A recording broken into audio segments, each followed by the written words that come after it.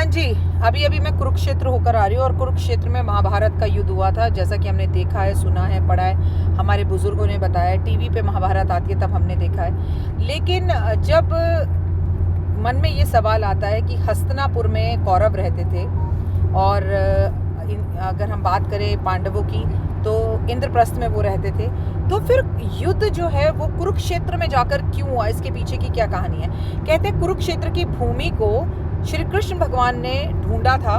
श्री कृष्ण भगवान ने कहा था कि इस भूमि पर युद्ध होगा। इसको लेके एक बड़ी वहाँ के एक बुजुर्ग ने मुझे बड़ी अच्छी कहानी सुनाई कि विष्णु भगवान, ब्रह्मा जी और कृष्ण जी जब ऐसी एक भूमि ढूंढ रहे थे कि ये युग को बदलने वाला ये युद्ध आखिर होगा कहाँ, तो वो पूरी दुनिया घूम रहे थे, आसपास घूम रहे थे, उन्हें कोई जगह नहीं मिल रही थी। तो वो इतने में कुरुक्षेत्र पहुंचे। निर्मोही मतलब यहाँ के लोगों को मोह नहीं होता, निर्मोही भूमि कहते हैं इसे। तो वहां पर देखा एक किसान जो है वो अपनी पूरी खेती अच्छे से कर रहा था। उसका एक बांध जो है जिससे कि खेत के अंदर पानी ना आए, वो एक बांध बना देते हैं, छोटी छोटी सी कलियां बना देते हैं। एग्जैक्टली उसका क्या भाषा होती है, मैं किसान तो नहीं हूँ तो वो भाषा मुझे नहीं पता। तो उसे वो बना रहा था और वो बार बार टूट रही थी, वो बार बार मिट्टी लगा रहा था, वो बार बार टूट रही थी और उससे पानी आ रहा था। तो उसने वहाँ मिट्टी का घड़ा रखा, मिट्टी का घड़ा बार बार टूट रहा था, उसने दोबारा बदला, उसने तिबारा बदला, उसने चौबारा बदला, मटका टूटता जा रहा था और खेतों में पानी आता जा रहा था। किसान को गुस्सा आ रहा था और बहुत ज़्यादा जो है उसकी खेती का नुकसान हो रहा था। तो उसके बगल में उसका बेटा खड़ा था। उसने क्या किया, अपनी हाथ में जो खेत काटने वाली होती है दराती ली और अपने बेटे का गला काटा और मिट्टी में दबा दिया ताकि उसके खेत में पानी बिल्कुल भी ना आए।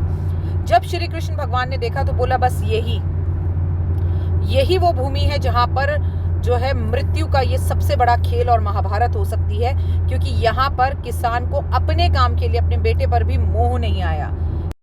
ये मोह से रहित भूमि है। यहाँ पर जब कौरव और पांडवों का युद्ध होगा तो मोह नहीं होगा। हालांकि वो बात और है कि अर्जुन जब वहां पहुंचा और अपनों को ही सामने खड़ा हुआ देखा तो उसके अंदर भी मोह जागा और उसने कहा कि मैं इनका वध कैसे कर सकता हूँ, और अगर इसके बाद मैं कोई सत्ता जीतूंगा भी तो सत्ता का मैं करूंगा क्या। लेकिन देखिए ना, भगवान की माया, भगवान की कृपा और गीता का उपदेश, गीता का ज्ञान हमें अर्जुन की वजह से मिला, कृष्ण की वजह से मिला। और आज के पैनल पर जब मैं देखती हूँ कलयुग को, तो कदम कदम पर गीता का एक एक श्लोक, एक एक पंक्ति आपके और मेरे जीवन का अहम अंग है। कमेंट्स में जय माता दी कहानी कैसी लगी जरूर बताइएगा, और संभव हो सके तो जीवन में एक बार कुरुक्षेत्र जरूर आइएगा।